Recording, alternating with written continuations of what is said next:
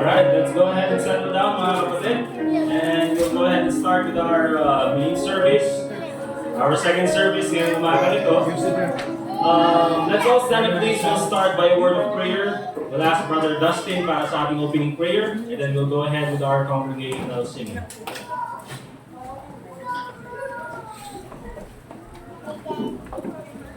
Let's have a word of prayer.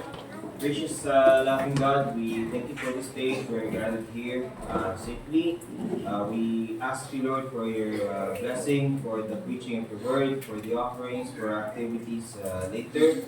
Thank you, Lord, for each and every one here who are willing to serve you and learn of your word. Bless our pastor, Lord. Fill him with your spirit that he may preach to us your truths. Thank you, Lord. We love you in Jesus' name. Amen. Amen.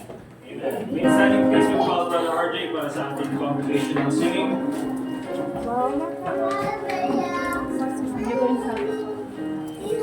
Watch out for that. Let's open our song books po mga kapatid. Page 140. We have an chord. Page 140.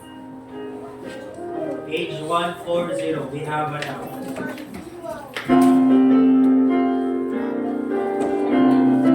okay po tayong lahat. Amen. On the first verse, all together now.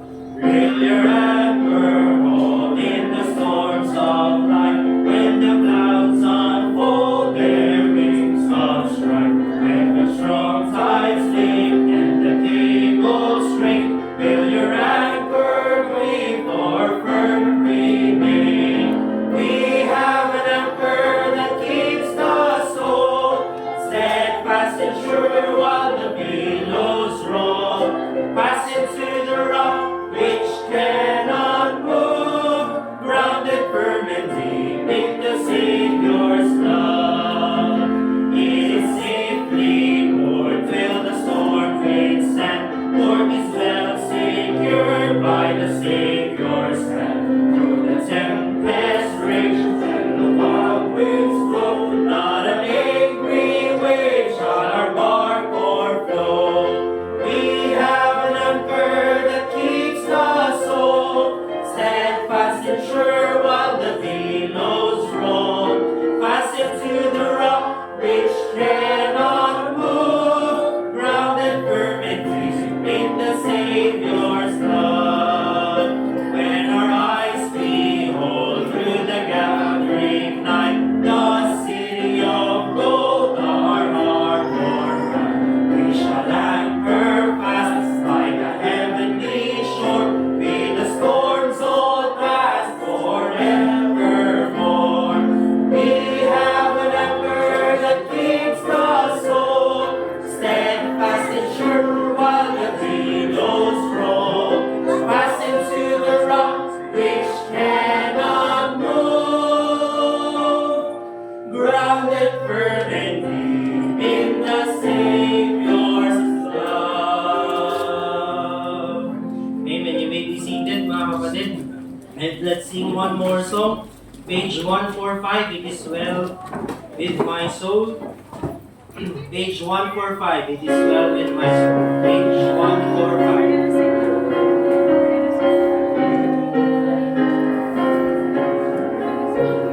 On the first verse, lahat po tayo, umakit, amen? On the first verse, all together now. When peace like a river attendeth my way, when sorrows like sea billows roll,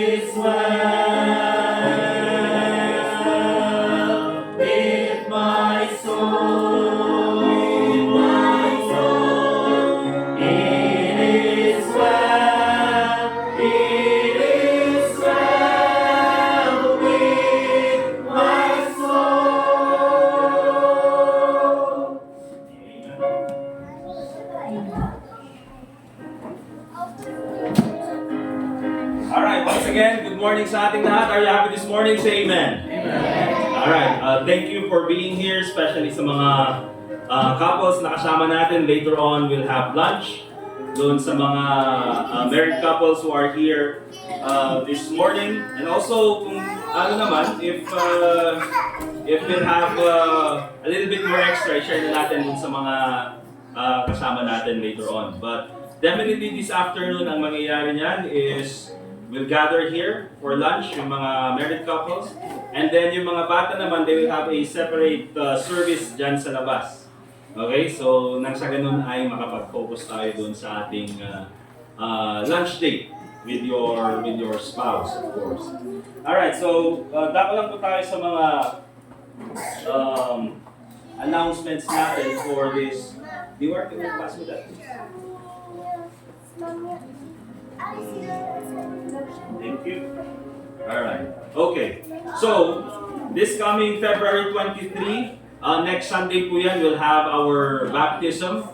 Again, ang mga candidates natin for baptism, sila Princess, si Casey, and then si Angel, si Flon, and then si Sister Leia. Okay? So, dito na tayo magbabaptize this coming Sunday. And then pagkatapos niyan, ipaparade natin sila sa session. So, float parade, di ba? Kaya agahan nyo. Kasi, or hindi naman, kasi maaga naman natatapos yata yung parade ngayon. Anong oras ba? Sino nakakalaman anong oras? Alas 8 yung start ng parade. Ay, pambira. Paano kaya yan? Hindi, kasi open naman dito sa bandang daanan dito sa may Brookside. And then sa papuntang Trinidad. Okay, so doon na lang tayo dadaan. Alright, but anyway, hintayin niyo lang yung announcement namin doon sa route ng van this coming Sunday. By the way, patuloy niyo pong ipag-pray yung van kasi pinayos namin kahapon, gumana. And then kaninang umaga, ayaw na naman gumana. Kaya buti na lang dalawa kami ni Brother Jazer na ayos namin. Okay? Nagkarpentero kami kapay. Okay? But anyway, it's good na nagamit natin yung van ngayon. Also, let's continue to pray for our upcoming anniversary this coming April. And tulad ng sabi ko, we need every after service ay kailangan nating magkaroon ng special offering. Nang sa ganun ay matustusan natin yung gagastusan natin for that coming anniversary, for that coming event. Okay? Alright, so yun lang naman po ang mga announcements natin for the month of February. Let's go ahead and get our Bibles. Once again, may I ask everyone to stand up please. We'll call on Brother Anthony para sa ating Bible reading. And then after that, we'll have our congregational singing once again.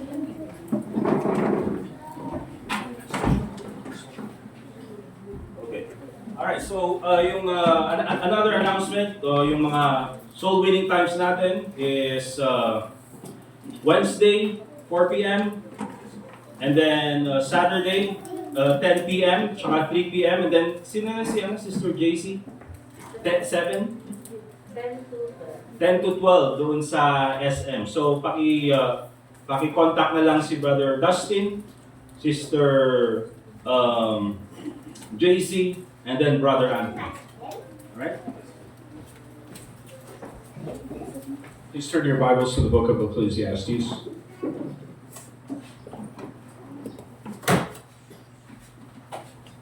Ecclesiastes.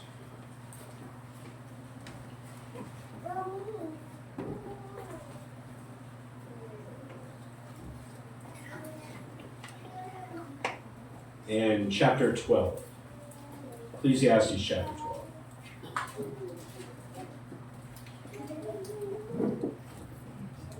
Okay, please follow along as I read. Remember now thy Creator in the days of thy youth, while the evil days come not, nor the years draw nigh, when thou shalt say, I have no pleasure in them. Well, the sun or the light or the moon or the stars be not darkened, nor the clouds return after the rain. In the day when the keepers of the house shall tremble, and the strong men shall bow themselves, and the grinders cease, because they are few, and those that look out of the windows be darkened. And the doors shall be shut in the streets when the sound of the grinding is low. and he shall rise up at the voice of the bird, and all the daughters of music shall be brought low. Also, when they shall be afraid of that which is high, and fear shall be in the way, and the almond tree shall flourish, and the grasshopper shall be a burden, and desire shall fail, because man goeth to his long home, and the mourners go about the streets. Or ever the silver cord be loosed, or the golden bowl be broken, or the pitcher be broken at the fountain, or the wheel broken at the cistern, then shall the dust return to the earth as it was, and the spirit shall return unto God who gave it.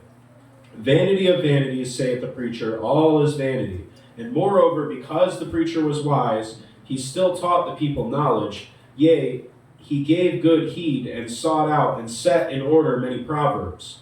The preacher sought to find out acceptable words, and that which was written was upright, even words of truth. The words of the wise are as goads, and as nails fastened by the masters of assemblies, which are given from one shepherd. And further, by these, my son, be admonished, of making many books there is no end, and much study is a weariness of the flesh. Let us hear the conclusion of the whole matter.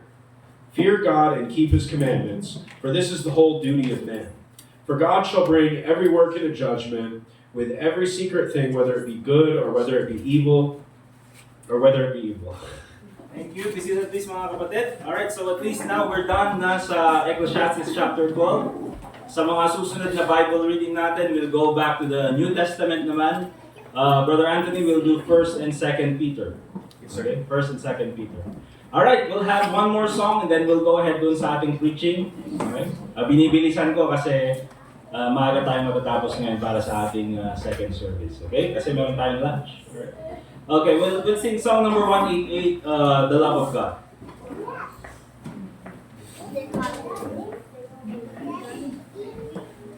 Page 188 po mga kapatid.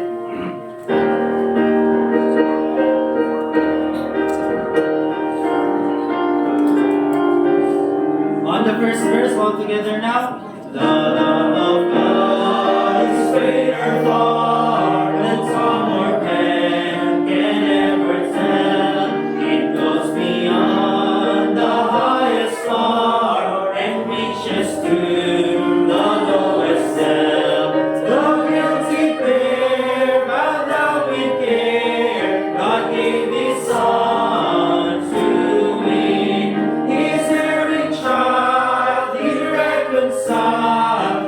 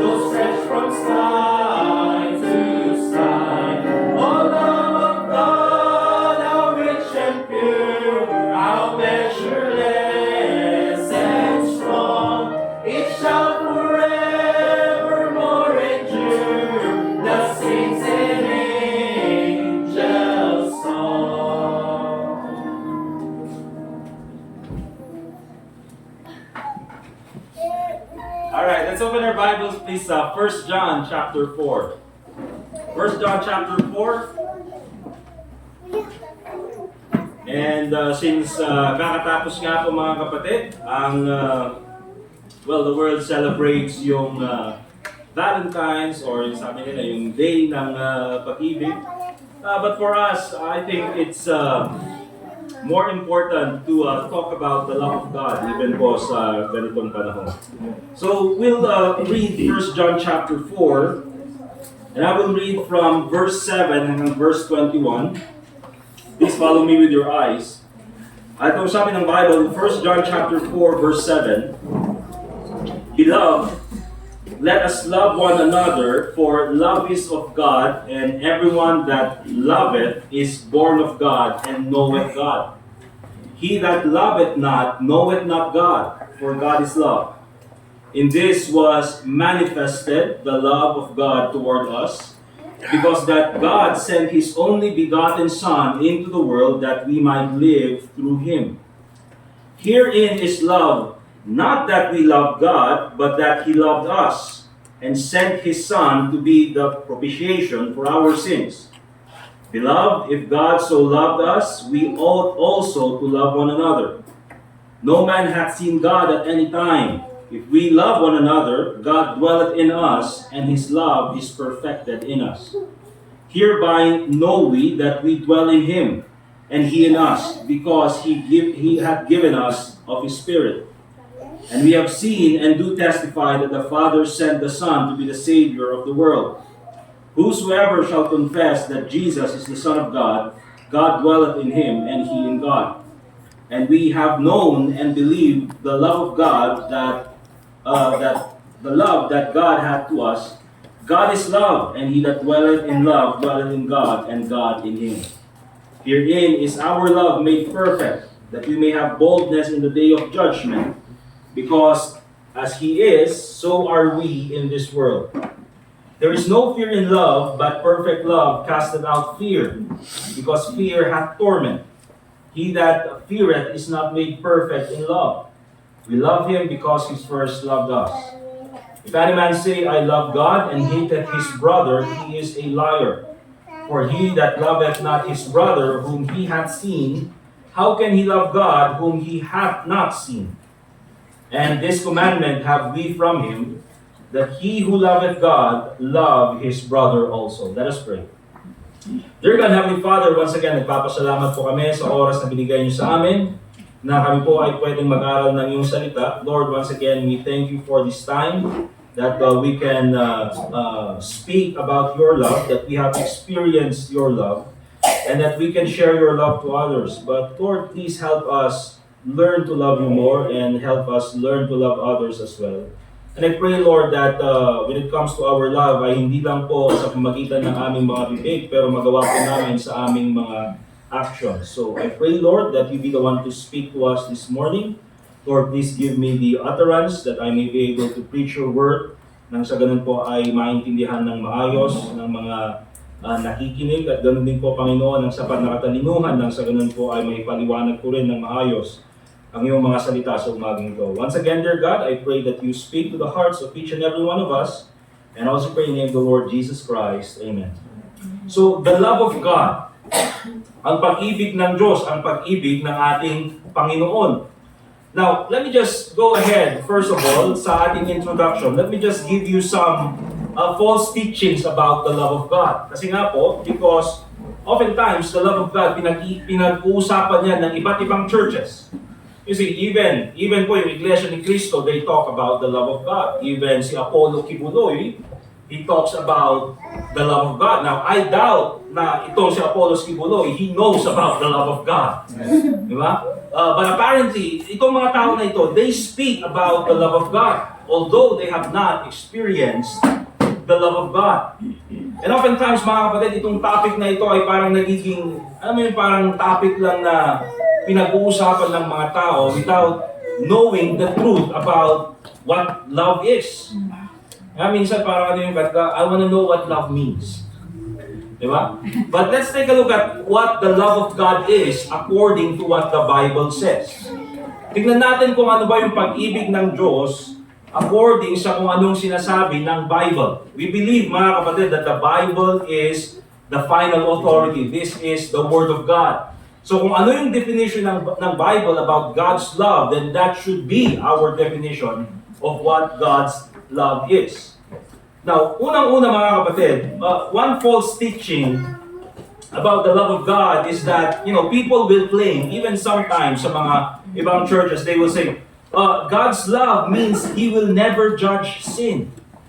Okay? Dahil ang Diyos ay pag-ibig, ibig sabihin, hindi niya, He will not judge sin, He will not condemn sin. Walang punishment ang kasalanan dahil because God loves us. Oftentimes, mga kapatid, mapapakinggan niyo si Oprah, he talks about this. Yung mga sikat na mga personality, they talk about the love of God. But I believe, mga kapatid, when we talk about the love of God, that cannot be separated with the holiness of God. See, yes, mga kapatid, God is love, totoo po yan, we read that from the Bible, but also the Bible says, God is holy. And because God is holy, He hates sin. Ayaw niya ng kasalanan. And of course, mga kapatid, dahil tayo ay anak ng Diyos, mahal tayo ng Panginoon, but kailangan nating ilagay sa ating mga isipan na kapag tayo ay nakagawa ng kasalanan, meron pong consequence. Bakit? Because God loves us. The Bible says in Hebrews chapter 12 verse 6, or I'll just read to you mga kapatid, Hebrews chapter 12 verse 6. Ang sabi ng Bible, for whom the Lord loveth, He chasteneth. Kung sino yung mahal ng Panginoon, yun yung kanyang pinapalo, yun yung kanyang dinidisiplina. Yan yung pag-ibig ng isang ama, yan yung pag-ibig ng isang parent. And oftentimes, palagi natin itong sinasabi sa ating mga anak. Even kay Sofia, in-explain ko yan kapag siya ay pinapalo ko. Bakit kita pinalo? It's because, nanggigigil na ako. Minsan meron ganun, but, you explain bakit kita pinalo. Because I love you. I want you to grow up to know what is, to do what is right. And ayaw ko na ikaw ay, lumaki na lang na the same things na sinasabi sa atin ng mga parents natin. Okay? So remember mga kapatid, because God loves us so much, He punishes sin. He chastens us pag tayo ay nakagawa ng kasalanan. Kaya huwag po kayong maniniwala mga kapatid kung sa mga nagsasabi, God's love means He will never judge sin. No mga kapatid. Because God loves us, He will judge sin. Diba? False teaching number 2. Okay, ito mga kapatid, palagi natin mapapakinggan, especially sa mga, televangelists. Joel Austin, sa Pilipinas, Bo Sanchez ba yun? All those mga sikat na mga televangelists. And they would say, God loves everyone, so all will go to heaven. Okay? God loves everyone. Mahal ng Panginoon lahat. And because mahal ng Panginoon lahat, everyone will go to heaven. Now, the first part of that statement is true. God loves all. Amen? Right. Mahal ng Panginoon lahat. Pero, hindi po lahat pupunta ng langit. Okay? The truth is here in John chapter 3. Basahin po natin yung John chapter 3.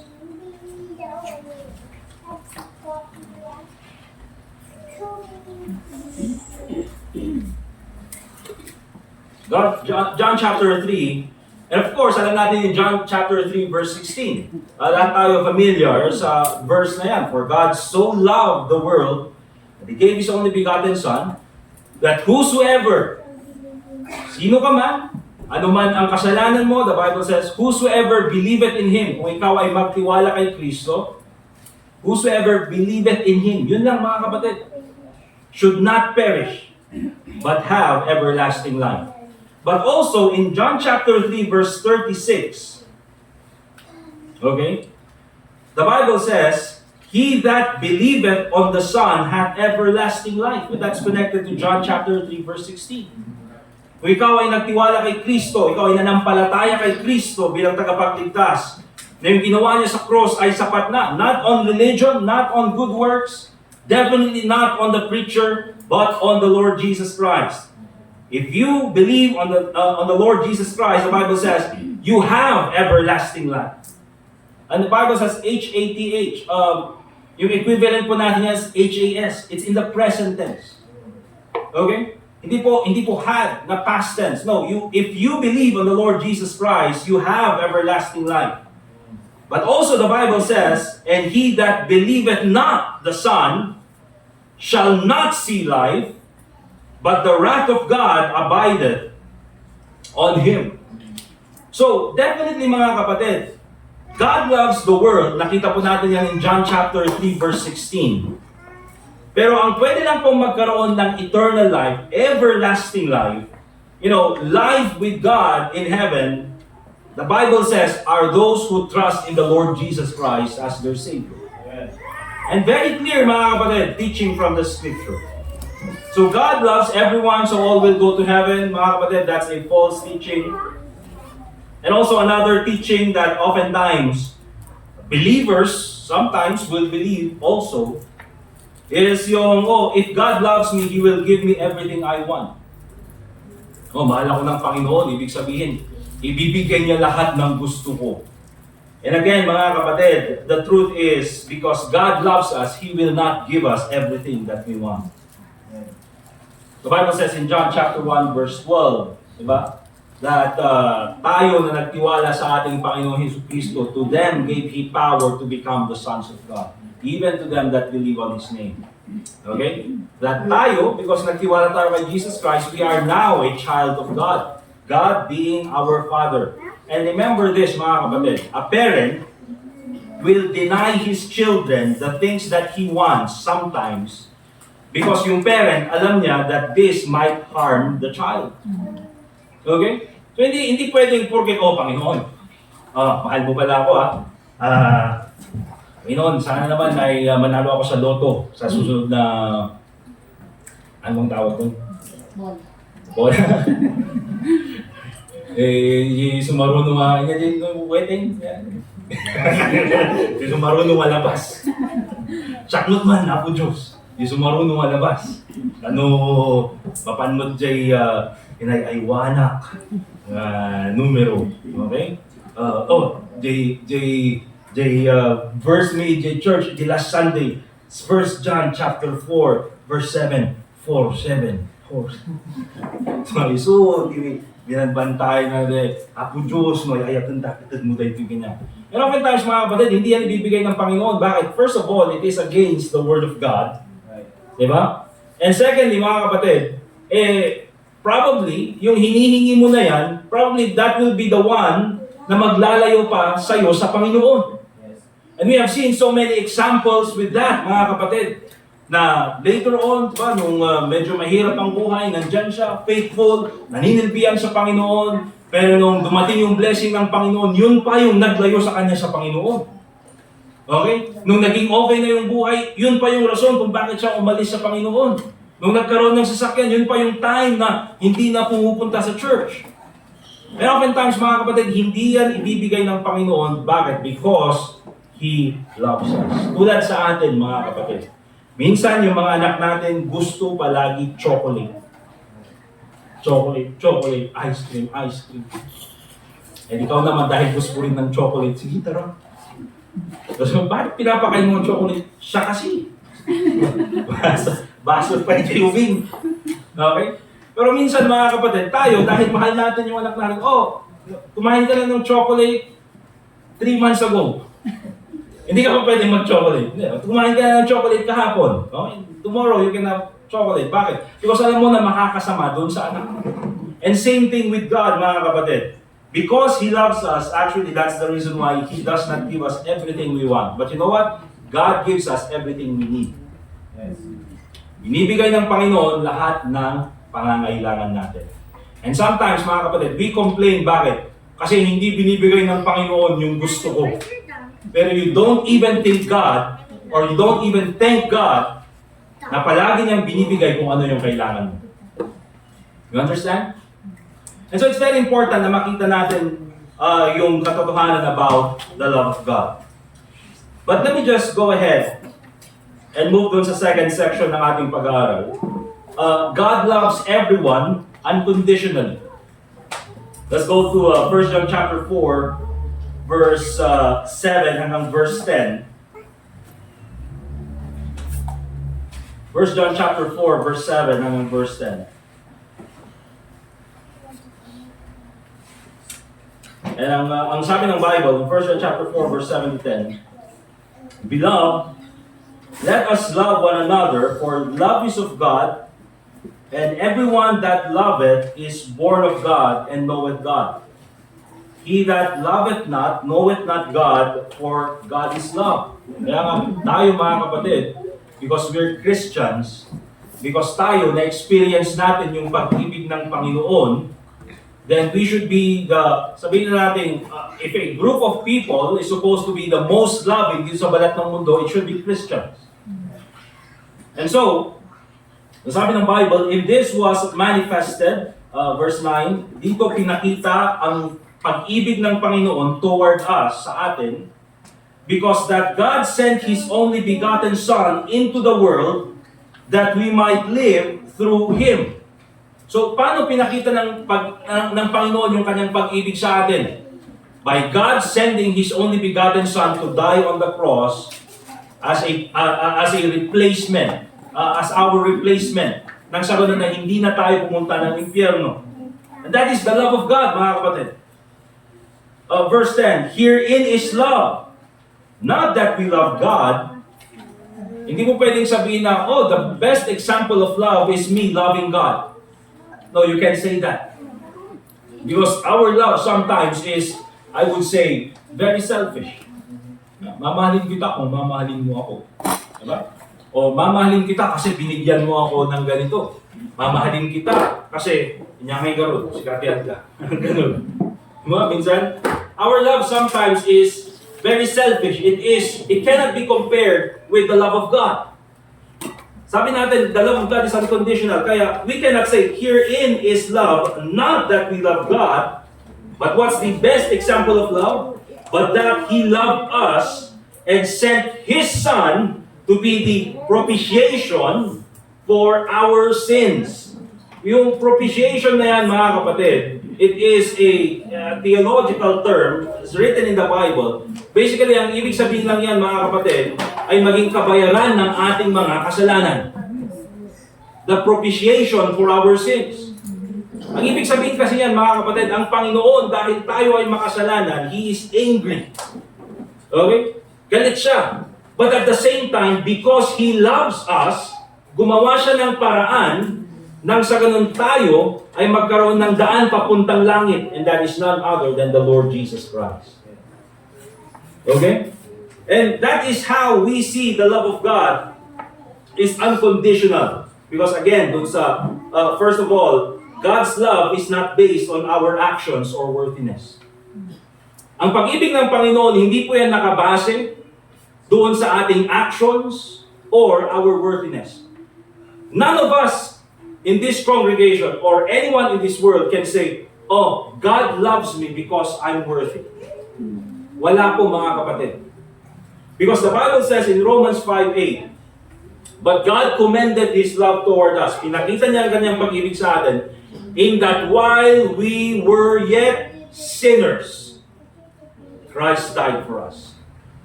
Sino sa atin ang pwedeng magsabi na, oh, I am worthy of the love of God? Wala po. Remember, we are all sinners and supposed to be, we will all go to hell.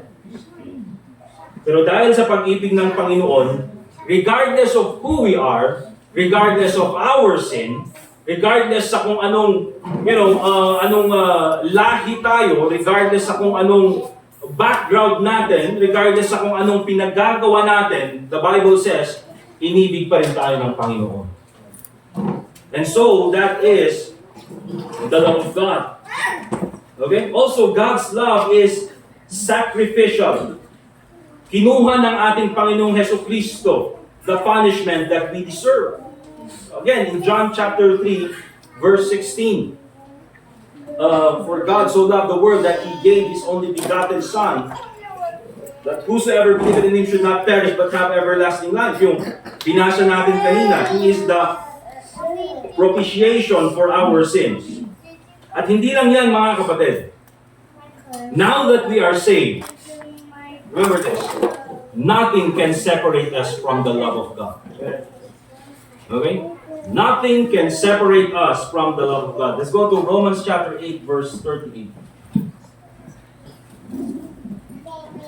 Romans chapter 8, and look at verse 38. At ito po ang sinasabi ng salita ng Diyos. Sabi ni Apostle Paul, "For I am persuaded that neither death, nor life, nor angels," this is talking about our salvation, mga kapatid. Again, mayroon po yung mga nagtuturo that, once you're saved, you have to live a perfect life. Kailangan hindi ka na magkakasala para hindi mawala yung iyong kaligtasan. Okay? Once na ikaw ay nagtiwala kay Kristo bilang tagapagligtas, you have to maintain a perfect, pure, holy life. Nang sa ganun ay hindi mawala ang iyong kaligtasan. But again, may sinasabi din si Apostle Paul in Romans chapter 8 concerning our salvation. Anong sabi niya kanyan? "For I am persuaded," concerning our salvation, "that neither death," kasi mga kapatid, when you die, you will not lose your salvation. "Neither death nor life." While you are alive, you will not lose your salvation. Habang buhay ka, nor angels, kahit mga spiritual beings cannot take away your salvation. And the Bible says, "Nor principalities, no government in this world can take away your salvation." Pwede lang tanggalin yung PhilHealth mo. Or pwede lang tanggalin yung pag-ibig mo. Pag-ibig na yung hindi yung pag-ibig mo. Pwede lang tanggalin yung, pwede lang tanggalin kahit ano sa'yo. They can even take away your rights. But they cannot take away the love of God. They cannot take away your salvation. Ano pa sabi niya? Nor principalities, nor powers, same thing, nor things present. Wala sa kasalukuyan ang pwedeng magtanggal ng iyong kaligtasan. Nor things to come. Nothing in the future can take away your salvation. And also the Bible says, nor height, nothing from above can take away your salvation, nor death, nothing from beneath can take away your salvation, nor any other creature, not even the devil, can take away your salvation. And the Bible says, shall be able to separate us from the love of God which is in Christ Jesus our Lord. And nothing can be clearer than that, mga kapatid. Now when it comes to the love of God, yes, magkakasala tayo, makakagawa tayo ng kasamaan, makakagawa tayo ng sabihin na nating pagkukulang sa harapan ng Panginoon, pero katulad po ng pag-ibig ng isang parent sa kanyang anak, na kahit yung kanyang anak makagawa ng kasalanan, yung kanyang anak ay mawala sa landas, anuman ang mangyari sa kanyang anak, andyan pa rin yung pag-ibig ng isang magulang. And you know what? Mas matindi ang pag-ibig ng Panginoon. Kasi minsan yung magulang, pwede niyang sukuan yung anak. Pero yung pag-ibig ng Panginoon, kahit anong mangyari, sabi niya, the love of God will still remain. No, datikan ka ako. Love remains. Yung ano matindi. Alright? So, we can see here, mga kapatid, God loves everyone unconditionally. And that's a wonderful thing to hear. But also, let me just mention to you the dangers of rejecting the love of God. The dangers of rejecting the love of God. Let's read 1 John chapter 4, verse 16 hanggang verse 18. Okay? And again, mga kapatid, itong 1 John chapter 4, it speaks about our salvation as well. Hindi lang yung pag-ibig ng Panginoon. The Bible says, and we have known, sa verse 16, and believed the love that God hath to us. So what is that love, mga kapatid? That Christ is the propitiation for our sins. Okay? And so, tayo ay nagtiwala sa ating Panginoon bilang tagapagligtas. Naniwala tayo doon sa pag-ibig ng Panginoon. God is love. And look at this. And he that dwelleth in love dwelleth in God, and God in him. Okay? And again, mga kapatid, nandyan po yung, in theology, we call it our union with Christ, our union with God. Once we trust in the Lord Jesus Christ, the Bible says, Christ is within us, and also we are in Christ. And sasabihin nila, "Oh, ano ba yung totoo? Are we in Christ or Christ is in us?" Both are correct. Okay? Ibig sabihin lang yan that you cannot, nobody can separate you from God. And no one can separate God from you. Bakit? Because you trusted in the Lord Jesus Christ as your Savior. And ang sabi pa dyan, herein is our love made perfect, that we may have boldness in the day of judgment, because as He is, so are we in this world. There is no fear in love, but perfect love casteth out fear. Perfect love is talking about the love of God. Our love certainly is not perfect. Kaya nga sabi kanina dun sa binasa natin, herein is love, not that we love God, but because God loves us. God's love is the perfect example. Perfect love casteth out fear, because fear hath torment. He that feareth is not made perfect in love. And you know the reason why, mga kapatid, when people die, they are afraid. Takot sila because they know that when they die, after life, there is judgment. Okay? And ang mga tao takot because they don't know, am I going to heaven or am I going to hell? And because they don't have that peace, it's because they have not experienced the love of God. Okay? And tayo mga kapatid, I'm not saying na, oh, I'm ready to die. Or, kill me now. Parang gano'n. Smite me, almighty smiter. Okay, hindi natin sinasabi yung mga gano'n mga kapatid. And we're not saying na, Panginoon, patayin mo na ako ngayon. Certainly, I would love to spend more time with my family, my wife, of course, with my daughter. Gusto kong lumaki. Sana pa ay madagdagan yung mga anak namin. Sana mga 7, gano'n. Diba? Also, I would like to spend more time with all of you. But here's the thing, mga kapatid. Diba? I would say that, and sabihin na natin, yes mga kapatid, nakakatakot naman talaga mamatay. You know why? Because it's painful. Di ba masakit? Buti sana kung, okay, lahat tayo mamatay, one time matutulog lang tayo and then di na tayo gigising. Buti sana kung ganun. Di ba? Pero meron yung mga ibang tao, dadaan sa sakit.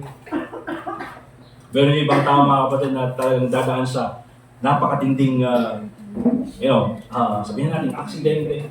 All those things. People will go through different kinds of death. But I would say, mga kapatid, that many of us are not afraid to die. Bakit? Because we know that when we die, we're going to heaven. And then yung sinasabi ng Bible na perfect love casteth out fear. Because fear hath torment. Bakit takot ang isang tao mamatay oftentimes? And you go to sa mga hospitals, you go sa mga ibang tao na kakausapin mo, and marami silang naipundar sa kanilang buhay, marami silang napag-aral nila yung kanilang mga anak, andyan na lahat ng mga material things na nagawa nila, so many achievements in life, but when you talk to them, they are afraid to die. You know why, mga kapatid? Because they are unsure if they will go to heaven or hell. Right. And the best thing that they can do, mga kapatid, is this. Oh, meron akong naiwan na pera. Tawagin nyo si Father para ipag-pray niya yung aking kaluluwa. So again, mga kapatid, their salvation is not based on what the Lord Jesus Christ has done. Their salvation, basically, is based on their money. Bakit? Ang sasabihin ng pare, pag dumating, anong gusto niyo yung prayer, special o ordinary? Father, ito lang yung kaya namin. Sige, ordinary lang kayo. Ito yung kaya namin. Oh, ito yung special dito. Okay, mag-alala. Siguro within 2 days processing na yan. Nasa langit na. Ano ka, LTO? Parang nagpa-process ka lang iti lisensya. Okay? And that's true mga kapatid. Even po sa panahon natin mga kapatid, tulad ng sinasabi ko, minsan pupunta ako dun sa funeral service, lalakad ng ganyan, and then maghanap sino pong may walang magsaservice sa inyo. And then, magtatanong sila, magkano po yung bayad? Sabi ko, walang bayad. And gusto ko sana kasi namin yung special. Lahat po ng service special. Okay?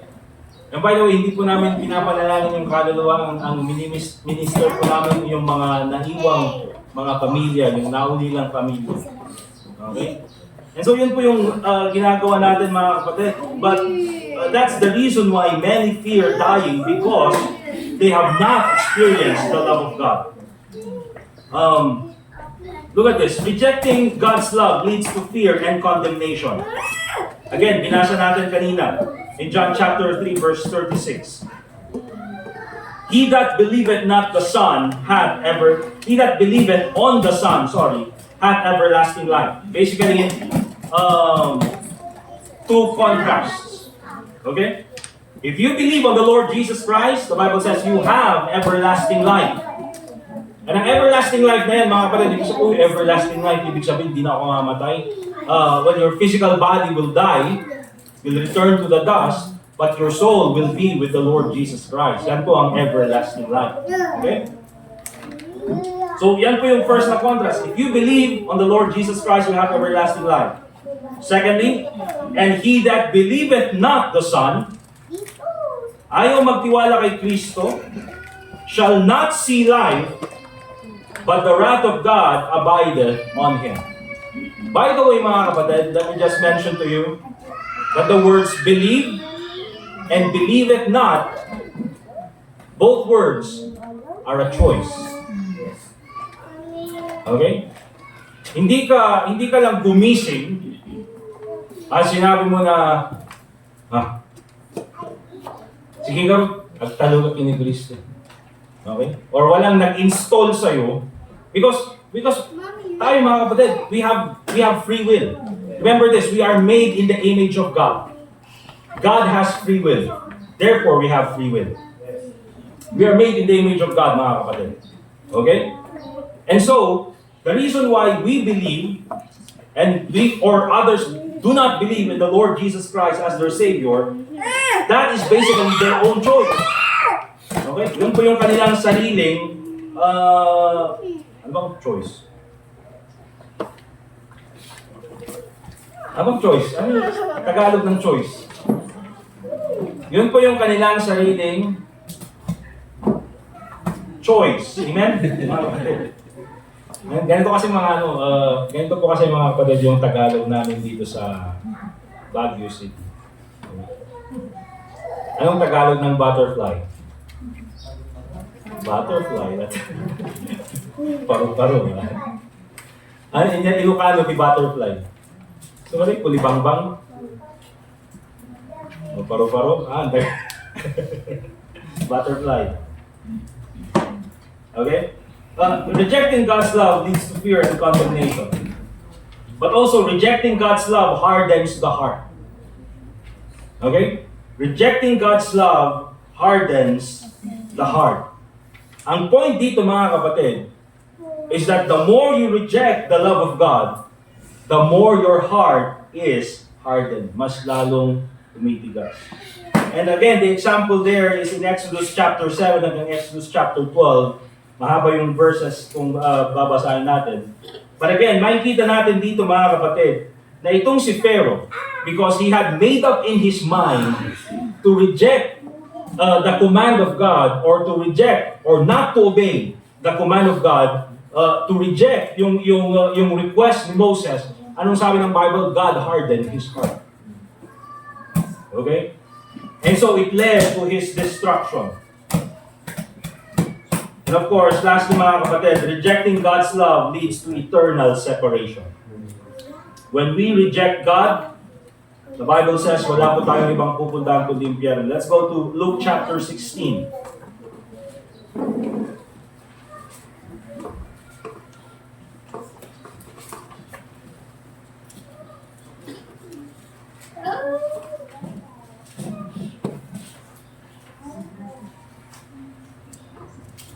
Luke chapter 16, and look at verse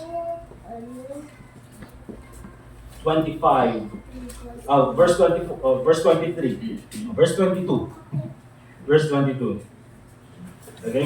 So alam natin to mga kapatid, yung story ni Lazarus and yung rich man. Again mga kapatid, this is not a parable, this is a story.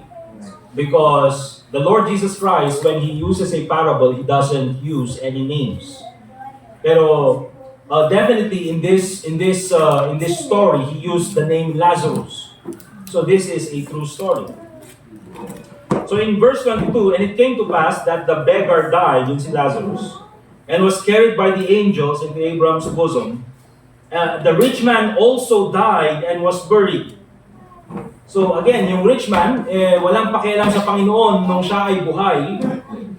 And in verse 23, the Bible says, and in hell he lifted up his eyes, being in torments. And that is why we believe, mga kapatid, that there is no purgatory sa Bible. Kasi once na namatay ang isang tao, according sa Bible, in verse 22 and verse 23, nung namatay si Lazarus, nung siya ay namatay, he went to heaven. And then secondly, nung namatay itong rich man, saan napunta? In hell. Wala pong, anong tawag doon? Kung ba,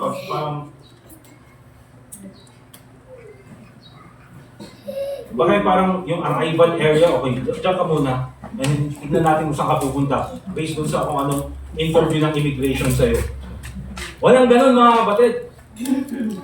That's why we do not believe in the doctrine of purgatory. Bakit? Because the Bible strictly says na dalawa lang pupunta ng tao pag siya ay namatay, and that is heaven or hell. And you know what? That is determined while you are alive.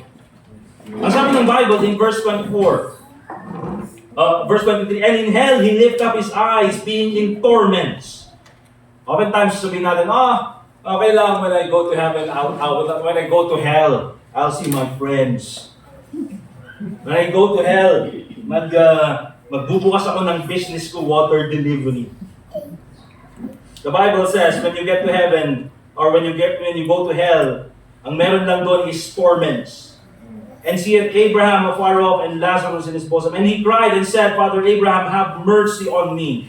And said Lazarus that he may dip the tip of his finger in water and cool my tongue, for I am tormented in this. Ano yung torment na yun? Memories? Ano yung torment na yun? Do you think it's just, darkness? The Bible says, I am tormented in this flame. Verse 25, but Abraham said, Son, remember thou that thou in thy lifetime, no, ikaw ay nabubuhay, receives thy good things, and likewise Lazarus evil things. But now he is comforted and thou art tormented. See? We go to heaven or hell, and that is only determined while we are alive. If while you are alive, you trust in the Lord Jesus Christ as your Savior, you go to heaven. John 3:16. If while you are alive, you choose to not believe in the Lord Jesus Christ as your Savior, you go to hell. John chapter 3, verse 36. And so that is the danger of rejecting the love of God. So, doon sa third section naman ng ating pag-aaral, mga kapatid. Because it's dangerous to reject the love of God. And praise God, we have accepted the love of God. You know what, mga kapatid? Loving God should be our priority. Okay?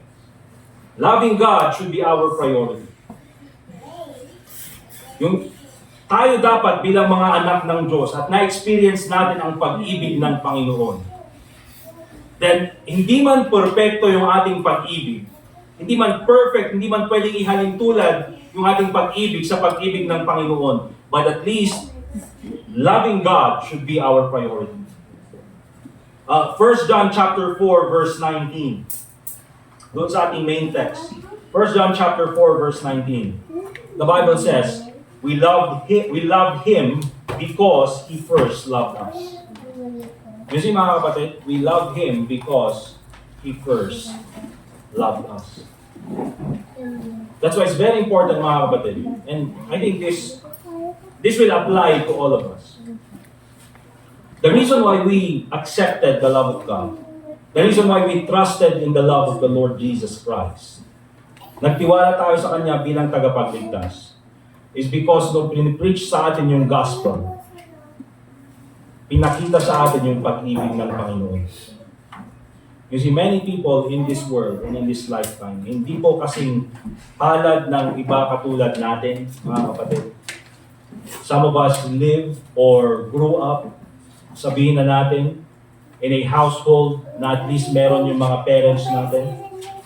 Some of us live in a household na sabihin natin, yeah, broken family, but at least nandun pa rin yung mga isang parent natin or, at least nandyan pa rin yung mga parents. We have brothers or sisters na nagmamahal sa atin.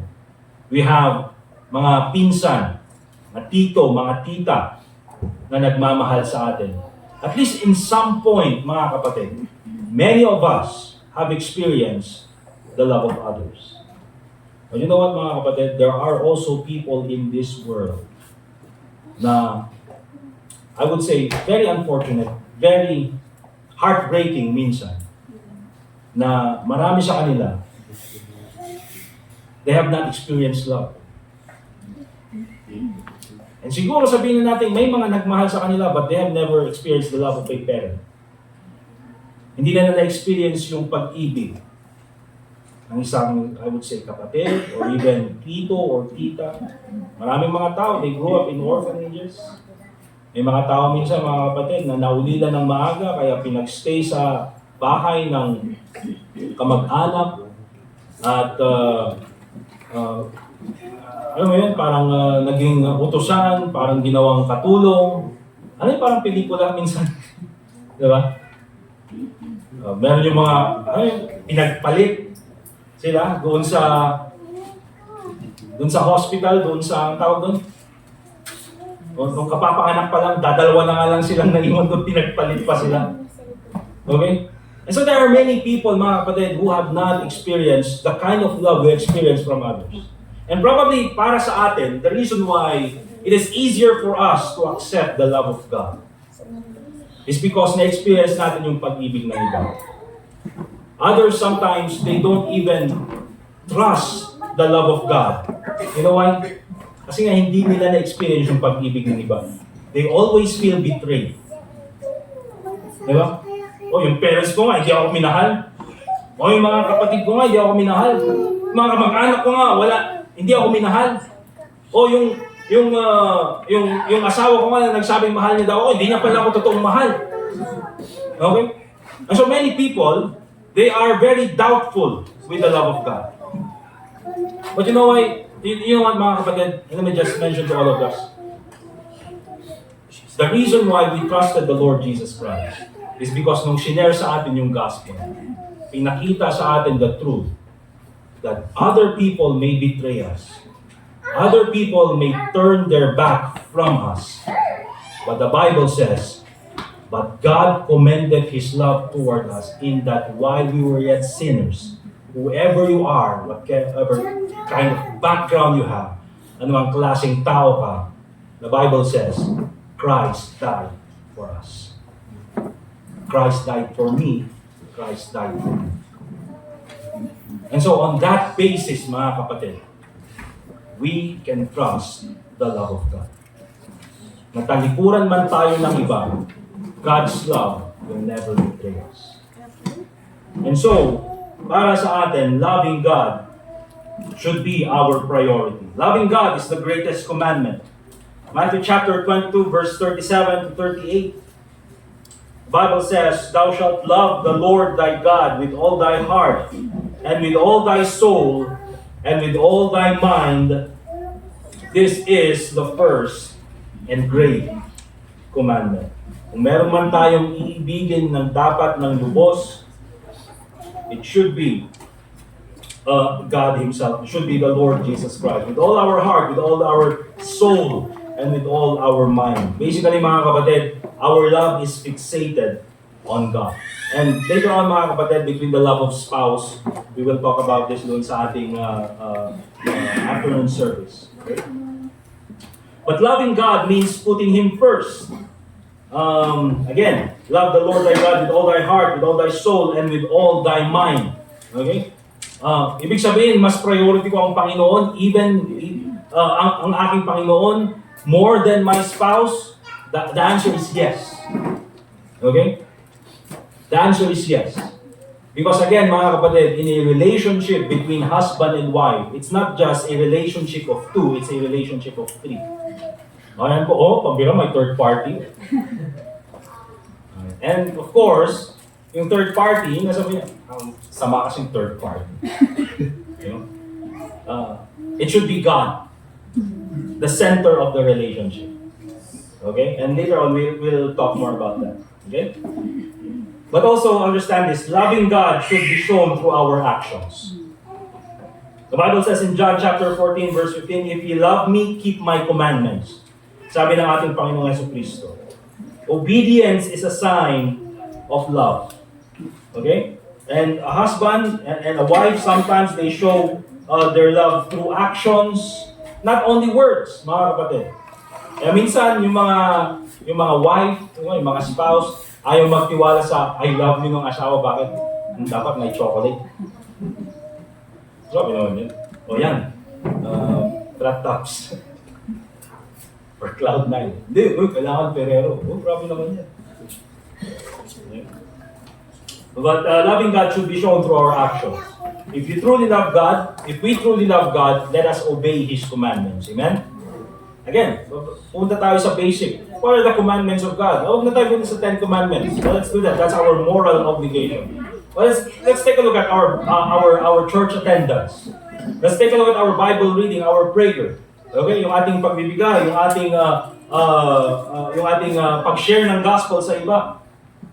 And so, how can we show our love towards God? This is the last section. I'll try to finish it in 5 minutes. How can we show our love towards God? 1 John chapter 4, verse 20 hanggang 21. 1 John chapter 4, verse 20 to 21. The Bible says, if a man say, I love God, and hateth his brother, he is a liar. For he that loveth not his brother whom he hath seen, how can he love God whom he hath not seen? And this commandment have we from him, that he who loveth God love his brother also. And you know what, mga kapatid? It is, hindi naman ironic, but you know, while I was reading it before, again talaga, Panginoon, that if you are going to show your love to God, you know, how to show your love towards God, based on 1 John chapter 4. It is not to say, oh Panginoon, mahal kita. Ang sinasabi ng Panginoon, if you want to show your love to God, love others. Diba? If you want to show your love to God, love others. Let me just say first of all, mga kapatid, that if we do not love God, God remains God. Hindi naman po manghihina ang Panginoon dahil, oh, hindi na ako mahal nung preacher na yon ni Tim. Hindi naman siya si Zeus na kailangan i-worship para mas lalong lumakas. No. God remains God whether we love Him or not, whether we worship Him or not. Okay? We worship God because He deserves worship. We are supposed to worship Him. Pero, manghihina ba ang Panginoon? Mag-aalinlangan ba ang Panginoon kapag tayo ay hindi na natin siya minahal? Hindi po, mga kapatid. Okay? Remember, before creation, God was perfect within the Trinity. There's perfect fellowship. There's perfect communion. There's perfect love between the Trinity. Alright? But, ang pinapakita sa atin, mga kapatid, is kung gusto natin ipakita ang pag-ibig sa ating Panginoon, we have to love others. You know why? Because that is what God does. For God so loved the world that He gave His only begotten Son. He loved others. At kung gusto natin ipakita na nasa atin ang pag-ibig ng Panginoon at iniibig natin ang Panginoon, basically ang sinasabi ng 1 John chapter 4 verse 20 and 21, gayahin natin ang pag-ibig ng Panginoon. Love others also. Kaya hindi po totoo, mga kapatid. Di ba? Minsan yung sinasabi na love yourself before you love others. Mahalin mo rin naman ang iyong sarili. Diba? Mahalin mo din naman ang iyong sarili. And if there's something, mga kapatid, that speaks about loving your own self, I think, mga kapatid, that is more of the devil's teaching more than the Bible's teaching. It's selfish. Ang sinuturo ng Bible is love others. Okay? So if you're going to love God, we have to love others. Hindi naman natin sinasabi mo, ano ngayon, papabayaan ko na ang aking sarili. Of course, hindi naman ganun, mga kapatid. But at least we have to show our love to others. Another one that we can show our love towards God is obey God's word. Nakita natin ngayon na 1 John chapter 14 verse 15. Also, serve God faithfully. Okay? Serve God faithfully. Yung si mga kapatid, yung Psalm chapter 23, I was thinking, ano kayong preach ko? First John chapter 4 or Psalm chapter 23? Because I believe Psalm chapter 23 also speaks about the love of God. Diba?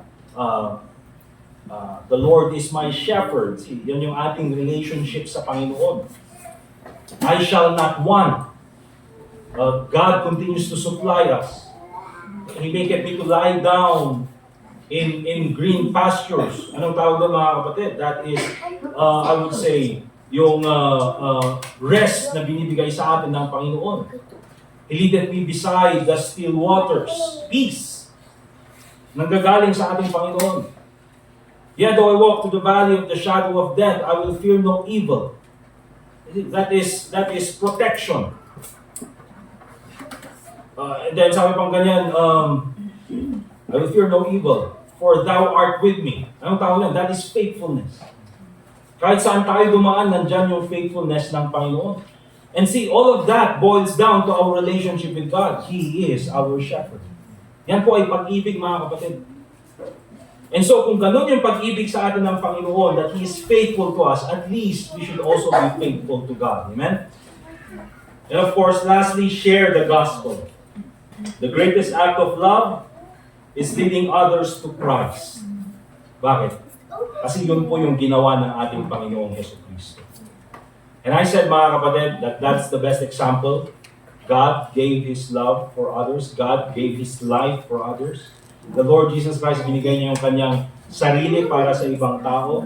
And if you're going to follow the pattern ng ating Panginoon, sometimes, mga kapatid, we have to go out of our way and share the gospel to others. Kaya yes, if you're going to serve God, you have to sacrifice. If you're going to love others, you have to sacrifice. Sometimes, kailangan mong gamitin yung iyong sariling pera. Sometimes, kailangan gamitin mo yung sarili mong oras, sarili mong lakas. All of those things. But you do it, you know why? Because you love others. Hindi mo pwedeng sabihin na, gusto mong mahalin ng iba pero dapat walang sacrifice. We know it, mga kapatid. Lahat tayo mga men na dito we are married. You know why? Ang pambira, dahil mahal natin yung misis natin, yung spouse natin, yung liniligawan, lahat na isakripisyo nyo. Di ba? Sakto na nga lang yung pera mo, pero sige, French fries mo na lang. Bakit? Because you love your spouse. And so, mga kapatid, that is the love of God towards us. Let us pray. Dear God, Heavenly Father, once again, we thank you for this time. Salamat po sa iyong pag-ibig sa amin. Lord, thank you so much for loving us. Thank you so much for giving us the verses that we have read at nakita po namin ang iyong pag-ibig sa amin. And though there are many false teachings about your love, I pray, Lord, that your word will straighten out our belief, our doctrine about your love towards us. And I pray, Lord, na makita po namin ang kahalagahan ng iyong pag-ibig sa amin, that it was unconditional. And though hindi po perfect yung aming pag-ibig, sana, Panginoon, ay magaya po namin at to some point ang iyong pag-ibig. And I pray, Lord, that you help us accept your love. I pray, Lord, na if there are people here who are or still unsaved, I pray that you save them this morning. I also pray, Lord, na ikaw po sana ang magturo sa amin kung paano po namin mahalin ang iba. Lord, help us learn to live by your example, katulad ng pagsakripisyo mo ng iyong buhay. The Lord Jesus Christ who gave His life for us. I pray, Lord, that we will also learn and also love to sacrifice even what we have for others, as long as we can share your love towards others. So I pray, Lord, na ikaw po sana magpag-usap sa amin ngayong umagang ito. I pray, Lord, that your name be glorified in everything that we do. And also pray in the name of the Lord Jesus Christ. Let's continue to pray, mga kapatid.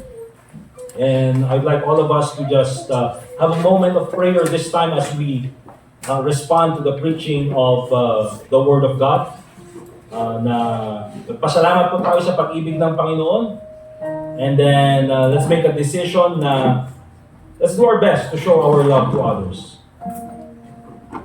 Pakita natin yung pag-ibig natin sa ating kapwa-tao, sa ating pamilya, sa ating mga members of church, mga kasama natin, our friends. And again, the best way to show that is to share them the gospel. So let's do our best, mga kapatid, to follow the example of the love of Christ.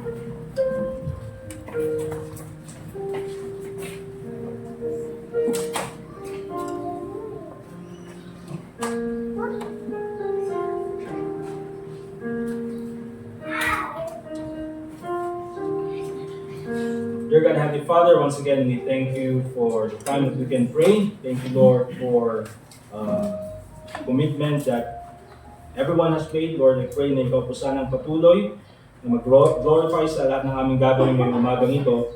And also pray in the name of the Lord Jesus Christ. Amen. Alright, let's go ahead and prepare po yung ating mga offerings this morning.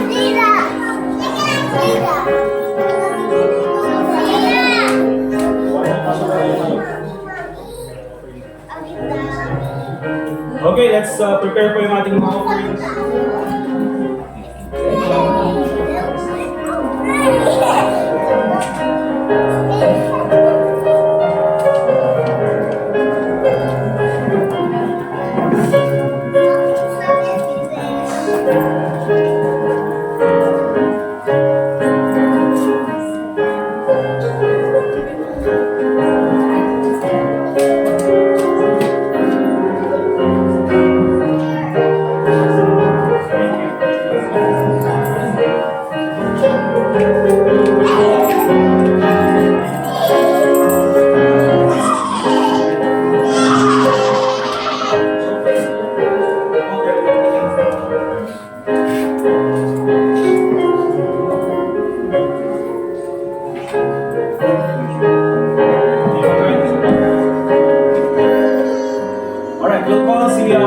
Brother Larry for our offertory prayer. And then si Silon, si Keno.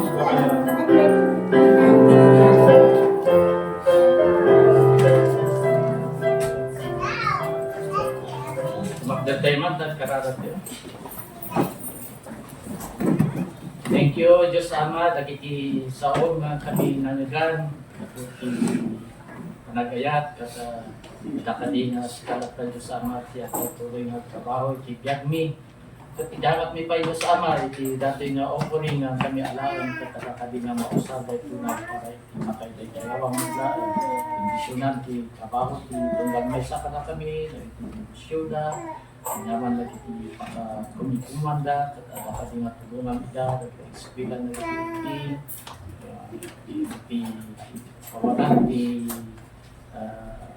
maibingan natin, tulungan ka din ida na magdaan, iti pagkabakwan, pagnegosyuan, at nakali na skamdaan sa mga may gaya-gaya kung itang ito. Kasi makita ni Dawat ng kawalat ng dati na Yusos. Amen. Let's go ahead and give our offerings, mga kapatid. And si Brother RJ, kung na yung second offering, please. We have second offering po para sa ating anniversary. Again, yung mga extra lang. If you have extra to spare for our anniversary, pwede niyo pong ibigay para po mas mabawasan yung gastos natin sa ating church anniversary. Di ba?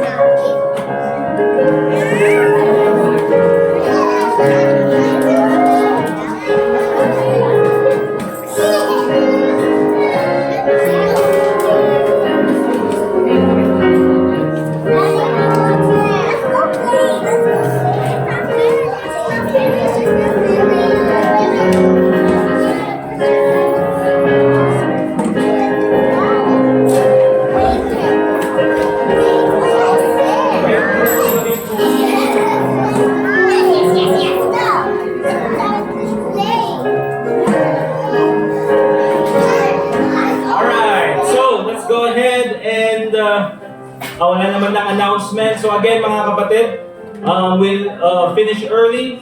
And then sa mga men, kunin natin yung mga tables sa labas. Lagay natin dito. And then iayos lang natin yung mga tables. And then we'll have our lunch later on. Ano na ba yun? Okay, paparating na yung food. Naglalakad pa lang. Pero andyan na. At least we'll have our food later. Alright, let's go ahead and dismiss. We'll have our closing song. Ayan na. There is a fountain. And can it be? Let's all stand up, please. Let's get our songbooks. And let's sing song number, I think, 24. Song number 24. And can it be that I should sing? Amazing love, how can it be that thou, my God, shouldst die for me? All together on the first stanza. And can it be that I should gain an interest in the Savior's blood? Died he for me who caused his pain, for me who into death pursued. Amazing love, how can it be that thou, my God, shouldst die for me?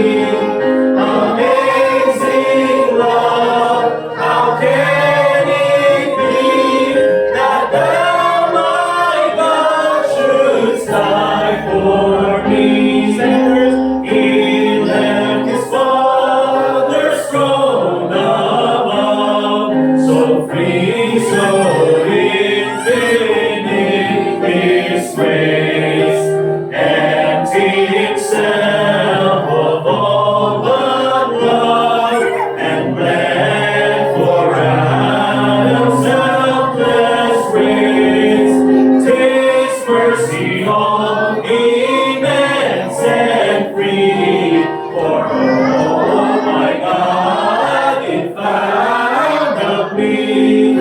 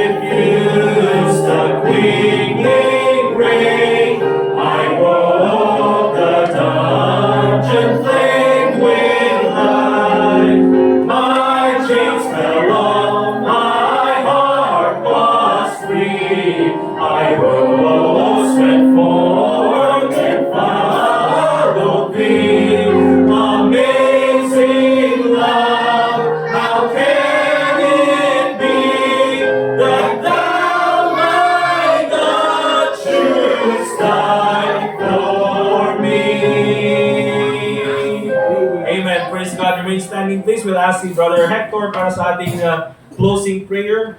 And then after that, we'll dismiss.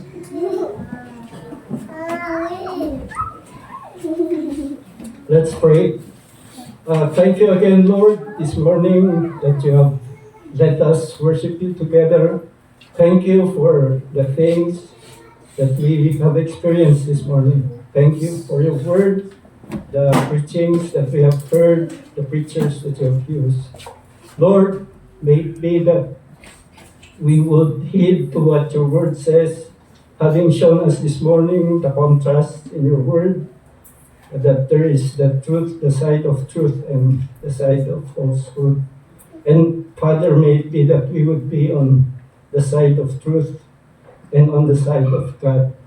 Thank you that your love for us, Father, is the one that enables us to respond back and love you and love others as well.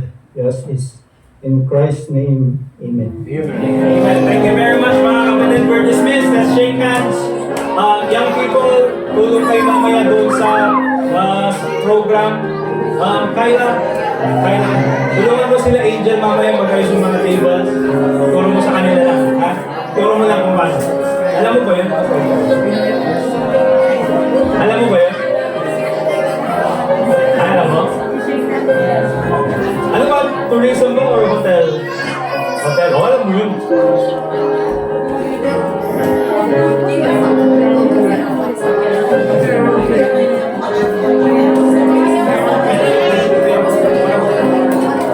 Sige, yung Ken, tulong mo yung chairs.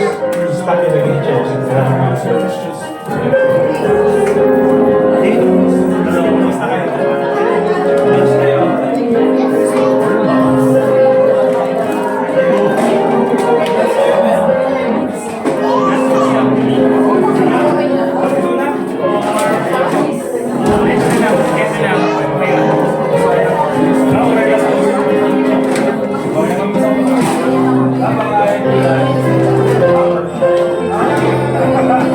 Bye-bye.